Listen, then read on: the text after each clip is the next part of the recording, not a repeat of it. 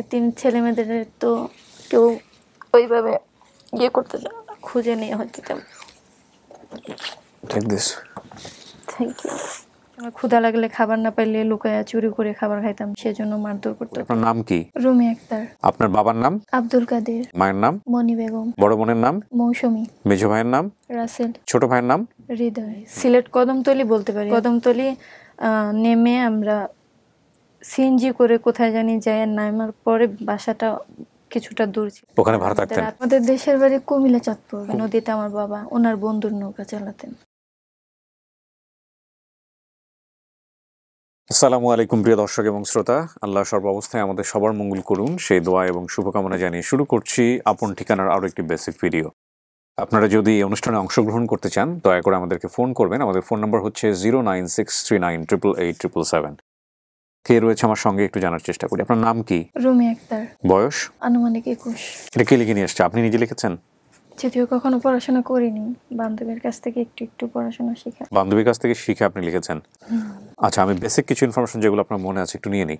আপনার বাবার নাম? আব্দুল কাদের। আব্দুল কাদের। মায়ের নাম? মনি বেগম। আপনারা বলেছেন 5 ভাই বোন না? জি। আপনার বড় ভাইয়ের নাম মনে নাই? জি না। বড় বোনের নাম? মৌসুমী। মেজো ভাইয়ের নাম? রাসেল। আপনার নাম হচ্ছে রুমি আক্তার, এটা বাবা মায়ের দেয়া নাম? জি। চেঞ্জ হয়নি নাম? জি না। আর হচ্ছে ছোট ভাইয়ের নাম? হৃদয়। আপনার বাড়ি কোথায় এই ব্যাপারে কোনো তথ্য আপনার মনে আছে? আমাদের দেশের বাড়ি কুমিল্লা চাঁদপুর। কুমিল্লা চাঁদপুর, এতটুকুই মনে আছে। আপনার ছোটবেলার ছবি আছে জি। হারিয়ে যাওয়ার পরে, কিন্তু এটা তো দেখে তো কিচ্ছু বোঝা যাবে না। বোঝা যাচ্ছে না। একদম প্রথম থেকে বলেন তো কি ঘটেছে, একটু বিস্তারিত শুনি আমি। আমি হচ্ছে ছোটবেলার থেকে আমার মা আমাকে বাসা বাড়ির কাজে দিয়ে দিতেন। কেন দিত? ওই যে পড়াশোনা করতে চাইতাম না। তাতে কি হয়েছে? আপনার বাবার আর্থিক অবস্থা কেমন ছিল? আমার বাবা তো মানে সংসারে কোনো রকম খরচ বহন করতেন না। আপনি বুঝলেন কিভাবে এটা? সেটা হচ্ছে যে আমার মা বাসা বাড়িতে কাজ করতেন, আর আব্বু দেখতাম মাঝে মাঝে আম্মুকে মারধর করতো, বা ফ্যামিলিতে মূলত কিছু দিত না জন্যই হচ্ছে আমার বড় ভাই আমার বড় বোন আমাকে কাজে দিয়ে দিত আম্মু। তো এক সময় আম্মু বলতেছিল যে আমাদের বাসার কাছে কাছে যদি দিত তো আমি ওই বাসায় কোনো রকম মারধর খাইলে বা কোনো রকম কিছু হইলে আমি চলে যেতাম বাসায়। আচ্ছা। সেই জন্য আম্মু আমাকে বলতেছিল যে তোমার খালার কাছে নিয়ে যাবো তোমাকে নানু বাড়ি। তো আমার খালার কাছে নিয়ে যায়। তার কিছুদিন পর তো আমার বড় খালার নাম বলতে পারি না, কিন্তু ওনার ছেলে মেয়েদের নাম বলতে পারি। উনি হচ্ছে ওনার এক পরিচিত মহিলা, আমার নানুর বয়সী হবে, ওনার কাছে নিয়ে গেছেন। উনি পরে ওনার মেয়ের নাতিনের জন্য আমাকে ঢাকায় পাঠিয়ে দেন লঞ্চে করে, এক মহিলার দ্বারা। উনি আমাকে লঞ্চে করে ঢাকায় নিয়ে যান। পরে ওইখানে ছিলাম কিছুদিন, ওনার নাতিনের সাথে খেলাধুলা করতাম।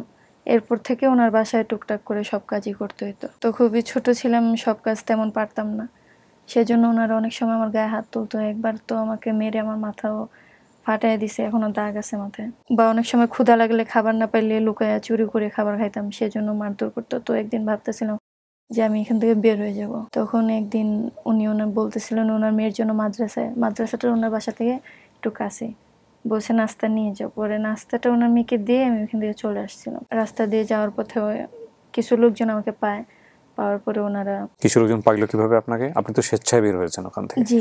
এখন আমি রাস্তা দিয়ে যাচ্ছিলাম যখন কান্নাকাটি করে, তখন হচ্ছে ওই লোকজনের কেউ কেউ আমাকে মানে থামাইছে যে আম্মু তোমার বাসা কোথায়, বা তুমি এইভাবে কেন হাঁটতেছো বা কান্না করতেছো কেন? পরে আমি বললাম যে এরকম এরকম, যে বাসায় কাজ করতাম আমার আম্মু দিছিলেন, ওই বাসায় আমাকে মারধর করে বা খাইতে দেয় না, জন্য আমি লুকায় খাই। আম্মু তো দেয়নি, খালামণি দিয়েছে। জি, কিন্তু আম্মুকে বলেই তো খালামণি আবার নিয়ে আসছে। হ্যাঁ হ্যাঁ। পরে হচ্ছে ওনারা বললো যে ঠিক আছে তাহলে তুমি আমাদের সাথে চলো। পরে ওনারা আমাকে হচ্ছে, তখন ওইটা কমলাপুর স্টেশন ছিল, ওইখান থেকে থানা ছিল, ওই থানাতে নিয়ে যায়। ওই থানার পুলিশরা পরে অপরাজয় বাংলাদেশে দিয়ে দেওয়া। ওকে। ওখানে 1 মাস থাকার পরে ওনারা বলতেছে আমার ফ্যামিলিকে নাকি পাওয়া গেছে, কিন্তু এটা সম্পূর্ণই মিথ্যা কথা ছিল। কে বলেছে এটা? অপরাজয় বাংলা বলেছে? পরে দেখা যাচ্ছে ওনারা নিয়ে গাজীপুর একটা এতিমখানায় দিয়ে দিছিল।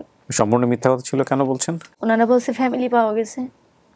আমি তো ফ্যামিলির আশাতে বের হয়েছিলাম, পরে দেখা যাচ্ছে না, ও ম্যাচ করেনি। ওনারা নিয়ে একটা এতিমখানায় দিয়ে দিয়েছে সমাজসেবা। ওইখানে 8 বছর ছিলাম, ওনারা খুঁজে নিয়ে হয়তো তেমন। Take this. Thank you.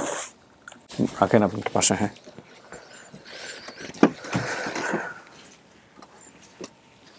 ওখান থেকে আপনাকে এতিমখানা দিয়ে দেওয়া হয়? জি, ওইখানে 8 বছর ছিল এতিমখানাতেই? জি। কি করতেন ওখানে? ওইখানে পড়াশোনা তো করায়নি, ফ্যামিলি ছাড়া স্কুলে ভর্তি করবে না। আর হচ্ছে ওইখানে প্রশিক্ষণ নিয়েছিলাম কিছু। ওনাদের হচ্ছে এখানে তো 100 বাচ্চা থাকতো, ওদেরকে দেখাশোনা করতাম।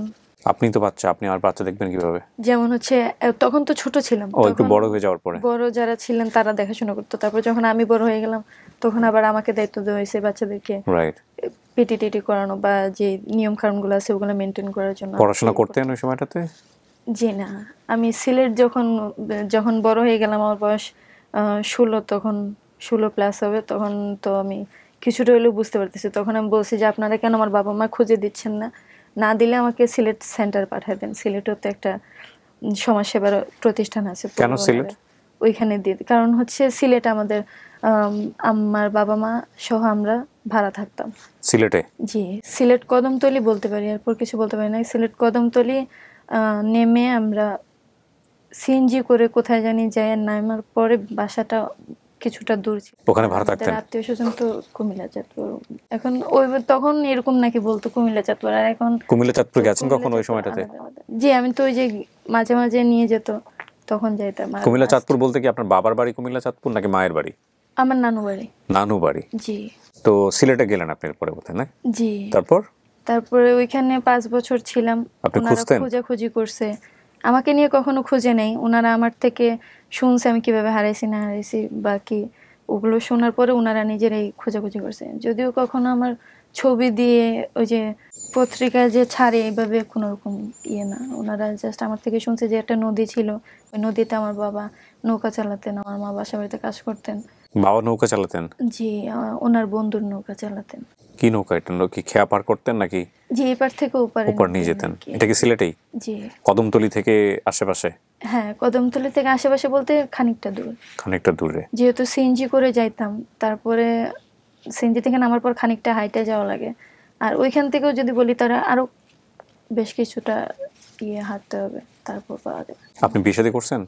জি না, এখনো বিয়ে শাদী করেন নাই? ওনাদেরকে ছাড়া বিয়ে শাদী কেমনে করা যায়? কারণ এই 3 ছেলে মেয়েদের তো কেউ ওইভাবে করতে চায় না। তাছাড়া আমি কখনোই চাই না আমি এতিম অবস্থায় বিয়ে করি। কেন চান না? কারণ এতিমদেরকে সবাই দুর্বল মনে করে।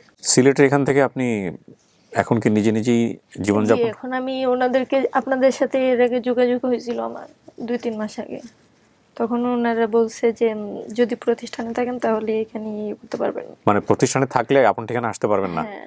এটা কে বলেছে?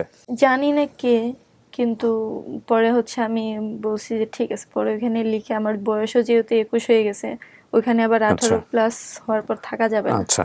পরে লিখিত দিয়ে ওখান থেকে বের হয়ে, তো ওনাদেরকে বলছি আমি তো এমনি এমনি যাইতে পারি না, আমার তো কেউ নাই, আপনারা যদি একটা চাকরি, আমার ভালো একটা সেফলি একটা থাকার জায়গা করে দেন।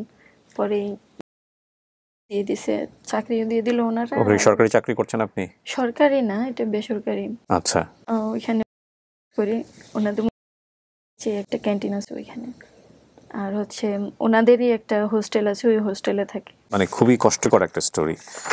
আপনি এই যে এত সুন্দর করে কথা বলেন, আপনার শব্দের উচ্চারণ এত ভালো, এটা কিভাবে? ছোটবেলার থেকে আমি তো আমি যখন হারাইছি আমার মনে হয় যেন আমার বয়স 7-8 হবে। তো তখন থেকে আমি যেহেতু শহরে বড় হয়েছি, এই জন্য সবসময় শুদ্ধ ভাষায় কথা চলে আসে। আমি যে আমাদের সিলেটে যে মেয়েদেরকে পুরি পোয়া বলে কথা বলে, এইভাবে কথাগুলো আমার আসে না। কেমন মানে দিনাতিপাত করেন কিভাবে? একা একাই থাকেন? জি, যেহেতু মহিলা হোস্টেল, খুবই সেফ একটা জায়গা। বাবা আমাকে চিনবেন দেখা হলে? জি অবশ্যই।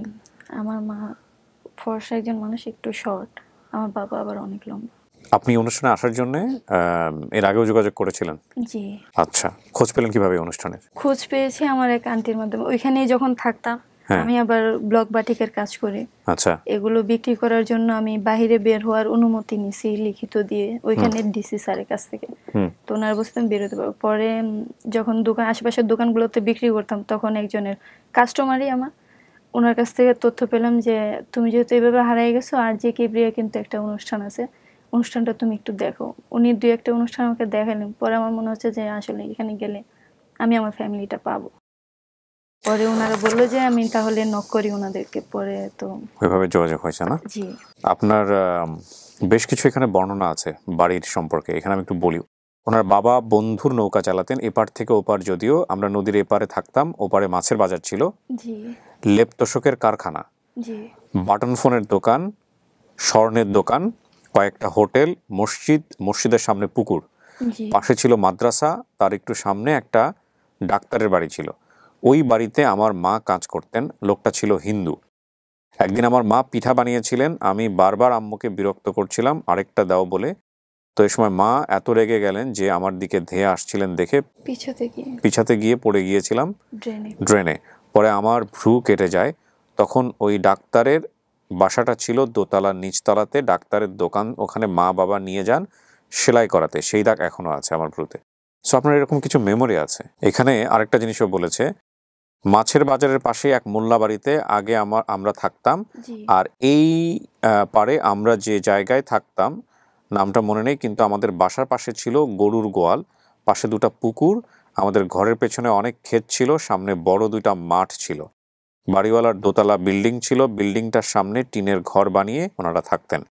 ওনাদের পাশের ঘরটাতে থাকতেন আরেকটা পরিবার, এবং ওই পরিবারের একজন প্রতিবন্ধী ছিল, উনি কিছু করতে পারতেন না, ওনার বউ ওনার সেবা করতেন। এই মহিলা বাসায় হাঁস মুরগি পালতেন, আর বাড়িওয়ালা পালতেন হাঁস মুরগি গরু ছাগল। একবার আমাদের বাসার সামনে মাঠে খেলতে গিয়ে ছাগলের দড়িতে বেঁধে পরে হাতের কবজিতে খুব ব্যথা পেয়েছিলাম। এই যে তথ্যগুলা, এগুলো আপনার পরিবার পেলে আপনি যদি আসে তাহলে এগুলো মিলাই নিতে পারবেন আপনি।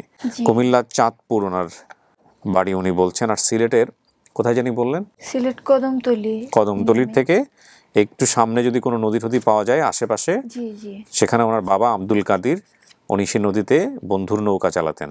এই হচ্ছে বিষয়। ওনার মায়ের নাম মণি বেগম, বাবার নাম আব্দুল কাদির। ওনারা 5 ভাই বোন, মৌসুমী, রাসেল, রুমিয়া আক্তার, হৃদয়। একজনের নাম মনে নেই, শুধুমাত্র বড় ভাইয়ের নাম। কি করেন বাবা মায়ের কথা মনে পড়লে? কিছুই করি না, ছোট থাকতে খুব কান্না পেত, এখন আর কান্না পায় না, অভ্যস্ত হয়ে গেছে। জি। পরিকল্পনা কি, যদি পান তাহলে তো ভালো, আর না পেলে? যদি পাই তাহলে তো ভালোই, আল্লাহর কাছে শুকরিয়া। যদি না পাই তা তো কিছু করার নেই, এটা ভাগ্য, মেনে নেব। ওনাদেরকে খুঁজে বের করার মূল উদ্দেশ্য হচ্ছে, আমি যেহেতু একটা বিজনেস বলবো না, ছোট একটা দোকানই দিব, যেহেতু আমি যে কাজগুলো পারি সেই কাজগুলো, যেহেতু পড়াশোনা নাই আমার, মূলত পড়াশোনা ছাড়া ভালো কোনো জবও করা যাবে না। আর এভাবে সবসময় আমি কাজও করতে পারবো না সেফলি। তো আমার ইচ্ছা যে কিছু টাকা পয়সা জমায় আমি নিজে একটা দোকান দেব। তো এই দোকানটা যদি আমি দিতে যাই, তো এইভাবে ফ্যামিলি ছাড়া মানে কোনো একটা সাপোর্ট দরকার, যে সাপোর্টটা আমি অন্য কারো কাছ থেকে পাবো বলে মনে হয় না, আর অন্য কেউ করবে নিঃস্বার্থভাবে, আমার তাও মনে হয় না। ফ্যামিলিটা যদি থাকে তাহলে হয় ওনারা আমাকে কিছু সাহায্য করতে পারবে, বা সাহায্য না করলেও এটা বড় কথা আমার কাছে যে আমি আমার ফ্যামিলিকে পাবো, আমার ফ্যামিলির দেখাশোনা করব, আমার বাবা মার যত্ন দিয়ে আমি করতে চাই। ওনারা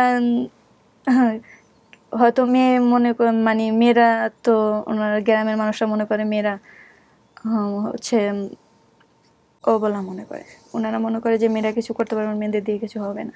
কিন্তু ওনাদেরকে দেখাই দিতে চাই যে ওনারা ছাড়াও আমি আজ পর্যন্ত বেঁচে আছি, এবং খুব ভালোভাবে বেঁচে আছি, এবং আমি সামনে একটা দোকান দিব ইনশাআল্লাহ।